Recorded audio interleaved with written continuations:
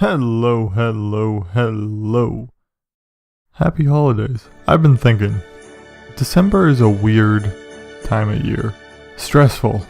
When you're not celebrating the birth of a barn baby in the middle of the desert, or how a little bit of oil lasted longer than it was supposed to.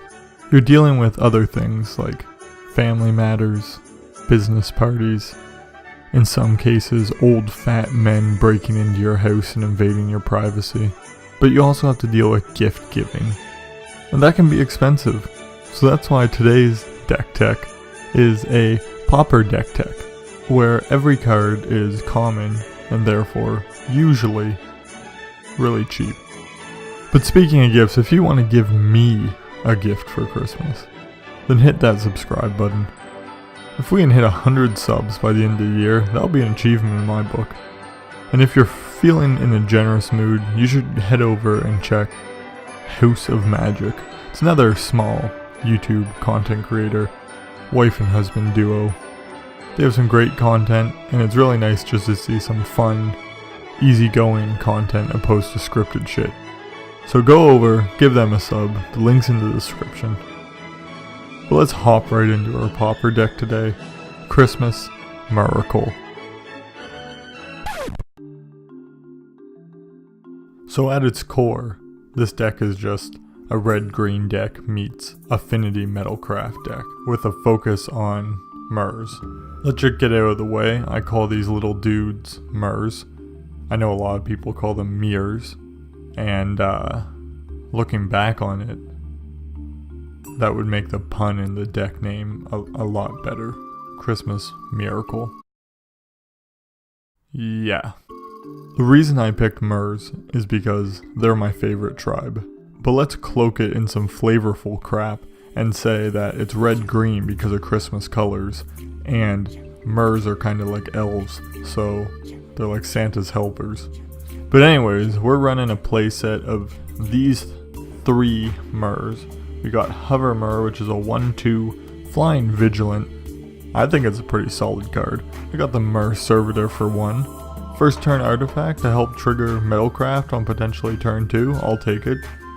And they bring back their fellow Myr Servitors. It can be annoying for an opponent. And finally we have Perilous Myr, which is our little shock on a Myr. Well, upon his death. RIP.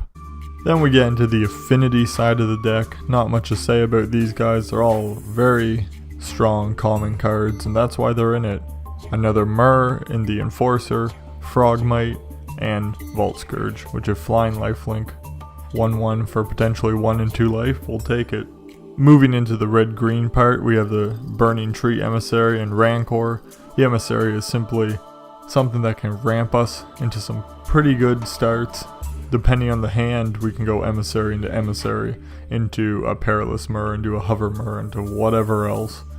And then we have Rancor, which again is just a stupid common, but we'll take it. Strap it onto our Vault Scourge or our Hover Myr, and we have a big stupid flyer that they need to deal with.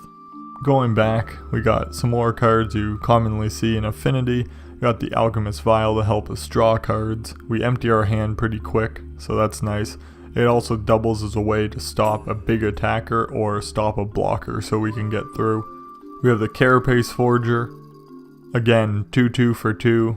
If we have our Metalcraft, it's a 2/2 for 4. Imagine going Emissary into Forger. It's a lot to deal with for our opponent. And finally, 4 Galvanic Blasts. It's better than a Lightning Bolt when most of our deck are artifacts. 1 red, 4 damage. We'll take it. Then we'll move into our lands. We're of course running 4 Furnaces and 4 Trees. 8 more artifacts? Let's do it. Easy. We got 1 Forgotten Cave and 2 Thickets. We don't really need more than 4 mana in 1 turn, so we can cycle them away, draw a card. Great. And then to our regular lands, we top it off with 3 mountains and 4 forests for 18 lands. Not a lot of lands. When we start, we generally want at least 2 in our hand to get us going, but after that we're usually prime just on those 2. Moving into the sideboard, we of course have Electrickery for elves and other decks that try to go wide. We have Lightning Bolt to bring in if we need even more removal along with our blasts.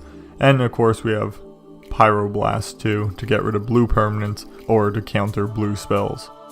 And then we got Smithereens for affinity decks, Natural States again for affinity too, but it also helps with Journey to Nowhere, Oblivion Ring, those enchantments that can get rid of our more powerful creatures. And finally, Life Goes On for burn decks. So the sideboard is pretty standard for Pauper decks. Each card is there to deal with another archetype in the meta.